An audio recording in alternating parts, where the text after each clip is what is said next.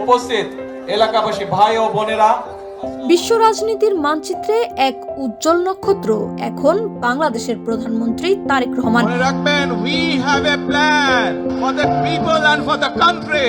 New York ভিত্তিক খ্যাতনামা time magazine তাকে 2026 সালের বিশ্বের 100 প্রভাবশালী ব্যক্তির তালিকায় অন্তর্ভুক্ত করেছে।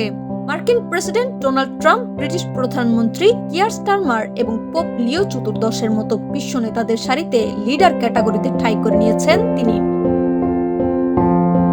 টাইম ম্যাগাজিন তার এই যাত্রাকে বর্ণনা করেছে এক নাটকীয় উত্থান হিসেবে।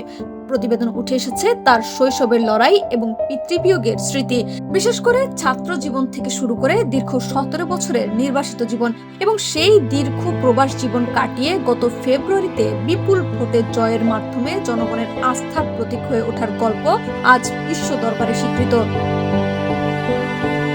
এছাড়াও ম্যাগাজিনে উল্লেখ রয়েছে লন্ডন নির্বাসনে থেকেও দেশের 17 কোটি মানুষকে ঐক্যবদ্ধ করার তার সেই পরিকল্পনার কথা।